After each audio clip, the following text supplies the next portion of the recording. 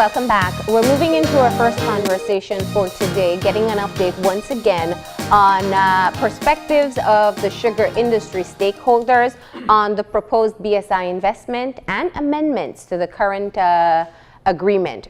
We have with us on set Dr. Carlos Itza, who is the chairman of the Sugar Cane Production Committee, and we have Cosme Hernandez, who is the general manager of the Progressive Sugar Cane Producers Association. Good morning and welcome. Good morning. Now, to set the backdrop, we have had previous conversations with representatives of the BSI ASR, and we have had conversations with the Belize Sugarcane Farmers Association. Now, updates that has taken place since then is that, of course, the BSI has once again responded following media appearances by the BSCPA, clarifying their position on the proposed investment and the amendments they would like to see to the current agreement. Now, I want to start off with you, Cosme, because you are representative of one of the Cane Farmers Association. What is the position of your farmers on the proposed amendments? Well, we've gotten the support from our membership, and we've signed the new addendum to the agreement. I think we want to move forward, and we're facing so many challenges around the corner, and we're trying to get ready along with the mill, to move forward. Yeah. Now, one of the accusations, or one of the points, I should say, that the Sugarcane Farmers Association made when they were on set, is that the structure of their association versus the other two that have agreed to the amendments, including your association, is that you are equipped to speak on behalf of your farmers without consultations. Is that the case? Not exactly. We run with a different structure, yes, but we run with a delegate system. So we do consultations with delegate in emergencies. Okay. And in this case, did you consult with the farmers? With the delegates. Okay. And farmers were invited also. Okay. And did they have any concerns regarding these amendments? Yes, they did. They were mainly concerned with the new prices that are around the corner, like I mentioned before, no? And this investment that the mill is proposing of $22 million, I think is a win-win situation for both parties. It's true, if you recall, we are here based on what happened 2.5 years ago. Yeah. And we had to forego the bagasse agreement. But in return, we will be milling at least 45,000 tons more per annum, per crop, and at a faster pace.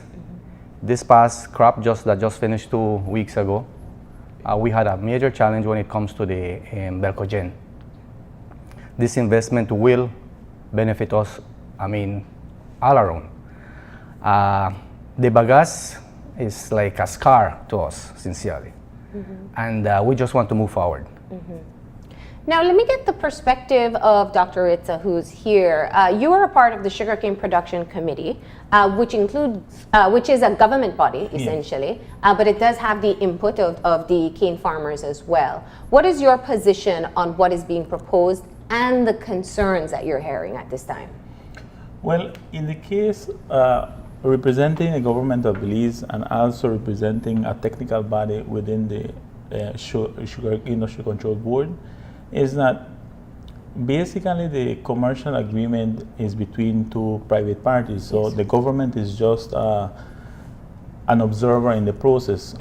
We, of course, would want that both the miller and the producers can reach an agreement. In the case, we have seen historically how many of the situations are flared up, and at the end of the day, it is not conducive to the industry. In this case, the government of Belize's position is that we want more sustainability in the industry. We want more to be able to move forward, and I think that is our position here. We would not be able to comment directly on what is the position of each of the institutions, because we know there is a lot of implication, there is a lot of negotiation behind closed doors, but I think our position is we are seeing that the industry is at danger. There is high risk because the environment globally is changing.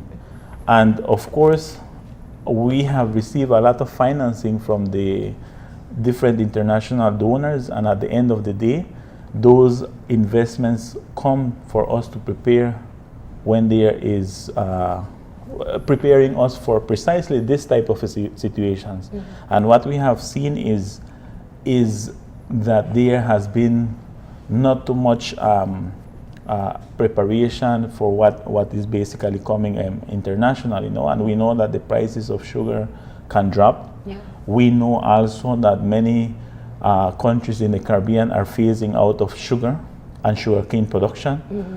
And we are also seeing that eventually when prices drop is because the farmer is not prepared to absorb whatever is coming out of those prices drop. And that means also that the prices affect what happens in the field. Mm-hmm. If today we are obtaining very low yield and people are not preparing for that, imagine what can happen in the future. Mm-hmm. So when we make an analysis as technical people, we realize that when it comes to efficiency in the mill, we are obtaining very good efficiency. When you look at the different practices happening in the field, I mean, many farmers are doing their best to produce the best yield. But when it comes at being efficient in question of time, we last a lot of time this crop. It's about 30 days for many causes, being one of the main causes Belcogen, and also it is related to the factory. So when the miller comes and says they want to do a very heavy investment precisely to address the problems of the problems we had last year, I mean, the government itself welcomed that investment because we know that the shorter period we do in the crop production, the more money the miller and the farmer can do. Mm-hmm. Because this year we invested about 30 weeks. Mm-hmm. Generally, with a good factory running, you will have up to 25 weeks, which is very optimum. No? Once you start to go beyond that, there is a lot of expenses, additional expenses. Mm-hmm. The weather this year was very good. The farmers itself did a very good job in being able to harvest the best the crop when the crop was mature, and the different bodies participating in the industry did their best also to be able to ensure that the farmer does not lose too much time from the field to the factory. Yeah. That brings in sugar, and I think that this year demonstrates that we produced more sugar with less sugar cane. Mm-hmm. I mean, and we have even placed ourselves as the first Caribbean country producing the most amount of sugar. I mean, when you look at that, it means that we can do much better every year. Yeah. Now, when you have this type of problems, now you start to question, I mean, are people really wanting to move forward? I guess that's our dilemma here now. Yeah. Well, I hear what you're saying in terms of two private entities making an agreement. The cane purchase agreement is between the cane farmers who produce the sugar cane and the millers, mm-hmm. who will eventually make the final products. However, we have seen in the past where stalemates that take place within the industry, the government is called upon, specifically your body, to be able to intervene and potentially mediate the problem. And we are, at this point, we do have one entity here that speaks of supporting the proposed amendment the proposed investment along with the amendments that are tacked on to that. But we also have one of the large associations saying that they are in agreement with the investment, but not the amendments as is. They want, essentially, what I have on the they want the capacity to be able to negotiate. Mm-hmm. So we are at a stalemate. And what I'm hearing from you is that the investment is important. Mm-hmm. But when you start to see that there is going to be some sort of impasse, what happens at this point? Do you start to have conversations with both sides, start to get a better understanding as to why one association is saying, I'm not going to accept this as is? Well, It is a difficult situation because at the end of the day, we understand that the next association having a difference of opinion, that they have to do their own due diligence, they have to do their own consultation, and I guess that process we have to respect it completely. Now, what is important is in the case that there is a stalemate, then generally the government would intervene. And I want to clarify that I have seen both explanations from both sides. Many people say, but I can deliver cane because my name is in the registry. The SCPC is the entity that controls the registry, the cane farmer registry. And what is true is that while the law of the country states that anybody that wants to deliver cane has to be found in that registry, also it is important to understand that the commercial agreement comes as part which clarifies how a farmer gets paid. So for people to say you don't need no commercial agreement, you can still deliver cane, that's not true. I mean, it's a half truth.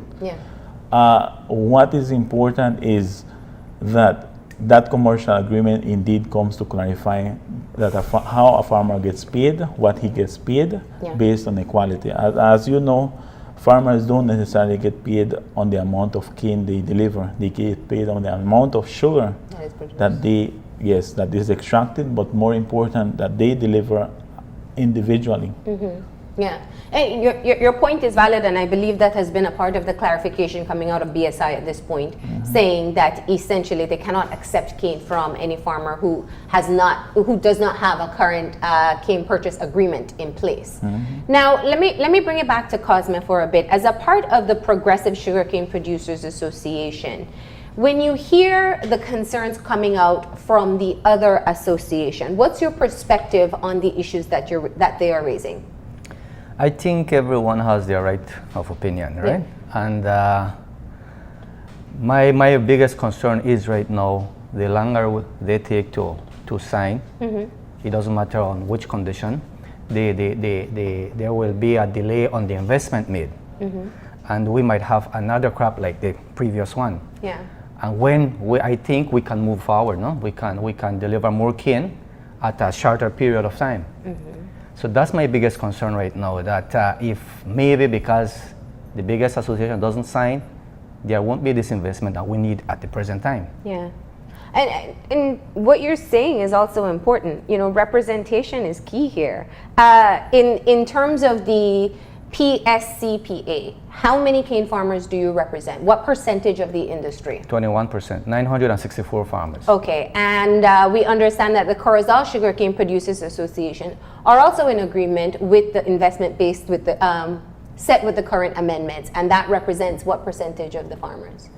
10%. 10%. If I mismentioned. So the BSCFA represents the largest body of cane farmers. So, I mean, perhaps it's a bit presumptuous for me to say at this point, Dr. Itza, but it seems that there is a stalemate. You have the larger representation of cane farmers who are saying, yes, we want the investment, and from what they've communicated to us through the media, it is primarily a point that they feel that the amendments are being handed down to them and they have no say in being able to negotiate any of these amendments. So what I'm saying is, it seems that we're approaching a stalemate. Would you agree? Well, I think it's a little bit premature because there is also the a January 2018 deadline, and I think that is important to understand. From now on to that period, then we should be more concerned when that January 2018 comes on board and there is no agreement. I think at this stage is a little bit premature. We hope also that we don't reach the process where, you know, a certain decision has to be made. I think that will be very counterproductive. We have seen also in the past, I mean, the future, at the end of the day, we realize that the cane farmers and the miller have been mature. They have reached an agreement always. And but you know, there has been always consequences to whatever position we make. at this stage, we are advocating, that we don't reach that stage. Yeah. So this is our process of why we are here also. Yeah. No, we definitely have seen where whenever there's an impasse within the industry, that it can have devastating effects, delay in production, and even in the quantum that can be produced within the limited time. I understand that when the investment was proposed with the current amendments, that there was an attempt to be able to have the Cane Farmers Association meet separately to review and make decisions based on what was proposed by the millers. Did that take place? Yes. Okay. Well, actually, we started looking into this matter since we started cropping in December last year. Okay. Both young associations, along with the mill. Okay. Did you ever have a BSCFA and a CSCPA and PSCPA meeting? Cane farmers, all cane farmers? No. Why hasn't that taken place? I think the three associations have been involved with their membership first, no? Yeah. And time was running out, and we working presently with BSFA Progressive on a child labor project with in Guinea grass. Yeah. And during crop, it's very difficult to have meetings every minute. Well, not every minute, but on a constant basis, because we have crop, and most of us are, in fact, all of us in Progressive are farmers. So we've been pretty busy. And we were discussing along with producers, because I think there's a little bit more communication. And we discussed it. Then we sat down with the mill to finalize the addendum, no? Okay. Now, Cosme, explain to me, because I think it's very important that the public understands what's happening here. We've heard the perspective of the BSCFA and we've heard the perspective of BSI. Tell us why the Progressive Sugarcane Association, Farmers Association, is okay with the addendum. I think most of our farmers understand that sugarcane is a business. Yes. And we need to see from all avenues how we can bring extra income to our membership, right? And this investment will supposedly, I will use that word, because should bring at least $2.13 at the end of the investment. And our association is not making any investment in this expansion. It's ESR, and we will still be paid the 65-35%. Price of sugar, especially the raw sugar, the number 11, is way down right now, and we cannot compete with countries like Brazil, India, or Thailand. So if we can get more monies on the direct consumption sugar, that's a plus for producers. It's a plus, and we are trying to negotiate, I think, to export more sugar to the Caribbean, direct consumption, which is also which will cut on the extra expense we pay to export it to Europe, no? So bottom line, I think, is we try to show our farmers that they should do the farming as a business, not as just as a way of living, like most farmers. In fact, in our association too, we used to think before. There has to be that change, and it has to come from within. Did your farmers express any concern regarding the formalizing of the payment for bagasse? Because that was one of the concerns coming out from the BSCFA. Their concern is that they have been consistently requesting information regarding Belkagen. In other words, they want to know what kind of revenue is being made from Belkagen to understand what the worth of their bagasse is. And they are being paid for their bagasse right now, but they're concerned about formalizing it as is without having all the additional information. I think some farmers were concerned. In fact, a lot of farmers were concerned. But at the end of the day, like I said, when the new association was formed, it was that reason why we were separated, because our farmers were concerned of their production on that crop, right? Yeah. And the bagasse, when in 2015 we had hit a wall, and no parties would want to sit down and negotiate after that. So we end up farming because we wanted to deliver our produce. So right now, like I said, if the bagasse, we still get the 50 cents, majority of our membership agrees to that, based that at the end of the day, there is the possibility that we can gain $2 somewhere else, which is direct consumption sugars. Okay. And an association, what we're trying to do is to see if we can find maybe how to bring more income through byproducts within the association, or cutting expenses also when it comes to the maintenance of the fields. Okay. So that's what we're working on right now. So what they have essentially seen is that they do have concerns. However, they're more interested in getting their product to the mill and getting more money in return. Exactly. So that is their final goal in Yes. place. Now, Dr. Itza, it seems that a part of what is taking place, understanding how business works and understanding that ASR, BSI, as the millers of the sugarcane, they want to make this investment, but they want to have a certain level of certainty, essentially, and don't want to be back and forth continuously renegotiating agreements.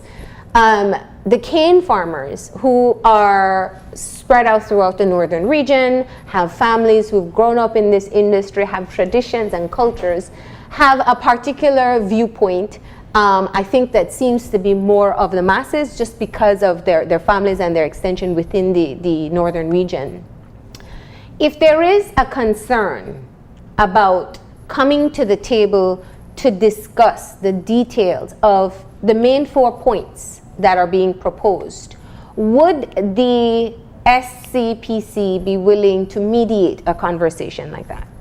Well, actually, I would say that in the past, we have always been involved in the process when they are negotiating. Of course, as an observer, as an impartial referee in the process, I think we have always been there. What is important, Marlene, is that many people don't, this conflict, sometimes you would say it comes as a matter of people not seeing it completely as business, or people don't seeing the complex. This is a very complex issue because it has many dimensions. And I think apart from that dimension, I think we are in a position that we want to understand why a farmer is reasoning in that way. Historically, we know there have been a lot of issues of confrontation, but at the end of the day, I think we have always find a way forward. I think that's important. The second thing is that the benefit received by the farmer comes in different ways. To us, we have always encouraged farmers not to only depend on the sugar. There are many subsectors, there are many subproducts of the sugar cane, and this is what we have been motivating. I mean, expand, diversify within the same sugar industry, diversify also in other small businesses. I mean, because this is the reality, the competitiveness of the sugar producing countries is very high. I mean, countries like Brazil, countries like Mexico, they are big enough that they can throw us out completely of the sugar business if we are not careful. And this is what we are seeing, I mean, and this is the reality. So we are here encouraging farmers, prepare for the future, because that future is very competitive. And I think that's our message also. Well, I mean, I think that's been a part of the conversation for a while. 2017 has been a year that has been thrown about, at least for the past 5-6 years, with the different challenges that they've had in making agreements. And we know, to be very clear, that the expiration of the preferential market will come to an end at the end of this year, and it is a very critical time for the industry. One of the proposed ways to be able to still keep the industry viable is to tap into the Caribbean market. And you pointed that out, Cosme, and one of the things that we do know is that would have to be, there are certain agreements that have to be made at the heads of government level of CARICOM, and that would have to be something that is championed, I would imagine, with the different stakeholders, but primarily by the government. Where are we in terms of being able to reach out to CARICOM to perhaps have the best possible setting to get our sugar into the Caribbean market? I think that the government at the highest level and the miller are in constant discussion, because you know, for our sugar to enter the Caribbean, there is a lot of standard changing. Yeah. Because the Caribbean itself sometimes establishes too high standards, sometimes that not even our own countries can meet. So, and that is done sometimes because Caribbean nations generally import from neighbors, countries that are bigger, or they receives that level of access, no? And I think that is important here, that there is a certain negotiation of seeing how those standards are changed to give the Belizean an opportunity to enter the Caribbean market. I think that's a discussion still happening. The next thing is that we have demonstrated that internally our quality of sugar is very good. I guess it's consumed by different industries within the country, and if it is consumed here internally, I mean the rest of the Caribbean countries can also consume the same sugar we are consuming because it has been demonstrated to be a high quality sugar, no? Yeah. And the lobbying effort from the government at this point, is it, at what stage is it? Well, I don't have full details of what is happening, but I have only heard that there is negotiation at the highest level. Okay. Now, what happens at this point? We have two associations that are saying to the millers, yes, we are okay with, we want the investment primarily, that's the first message, and we are okay with the amendments that you're proposing in order for you to be able to feel certain in your investment. We have the largest association of cane farmers who at this point are saying they do want the investment. However, they want the opportunity to sit with BSI and potentially negotiate what is being proposed. BSI, there's not a timeline in place. There's not a rigid timeline in place. It seems to be that they want to be able to have a cutoff point, but they're not saying by December 5th, this needs to be in place. What happens during this time? From the cane farmers' perspective, from the sugarcane production committees, what happens to be able to ensure that all parties are at the table and that some sort of agreement is made? Right now, we're just hoping for the best to happen, really. We would want the next association to sign based on what they decide at the end of the day, no? But I would want to mention, Marlene, is that there were also things that we included in the addendum. One you was, contributed to the addendum? Yes, and one was that in case, for instance, sugar is not the primary product that will be coming out of BSI ASR, if it was ethanol, for instance, we would still be able to negotiate on the 65-35%, and they agreed on it. Also that if there will be any byproduct coming out from the mill, we would be part of that discussion to discuss the income for farmers, extra income for farmers, no? So it's not only what BSI laid out for us, but what we also, our concerns also.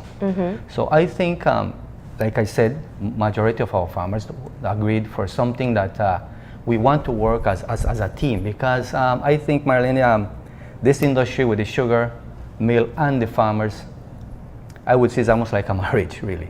Just that you cannot divorce.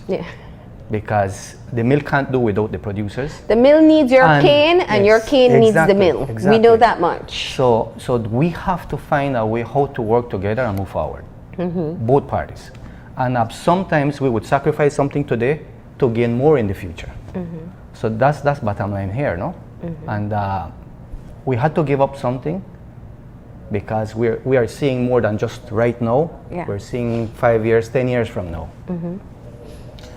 In the case of the SCPC, I believe that we have a lot of preparation to do before entering the next crop.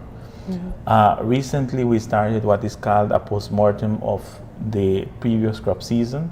This postmortem indeed makes us make an analysis of all from the mill backwards of where we are doing wrong, and what are plans for us to correct every aspect in the chain to be able to guarantee that we continue moving the industry forward. And I think some of those investments include that recently we are investing in new laboratories that would detect individual quality by farmer. I guess that's something that was never, how would I say, would never have been possible without the funding from the EU. We are also making different investment to be able to capture individual information of farmers.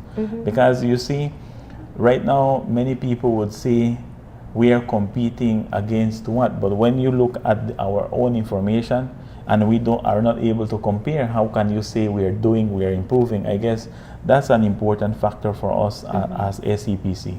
We want to know if our yields are improving. We want to see if we are producing more sugar per acre of land. We want to be ensure that the farmer individually is also progressing. I guess those are the types of things that we are looking. So there's a lot of preparation before the next crop, Marlene. Yeah. All right, gentlemen. Well, I appreciate you stopping in to share your perspective on this issue. We now have 4 sides to what is currently taking place. And I think I've said it in the previous conversations, we have seen in the past where impasses or challenges in coming to an agreement can have very terrible effects, not just on the industry, but on the farmers themselves. So we really hope that there is a resolution made sooner rather than later. But thank you for coming in and sharing your perspective. Thank you. Thank you. We're going to go ahead and take a break, and when we come back, we're going to be talking about celebrating the 94th anniversary of the birth of Philip Goulson. So stay tuned.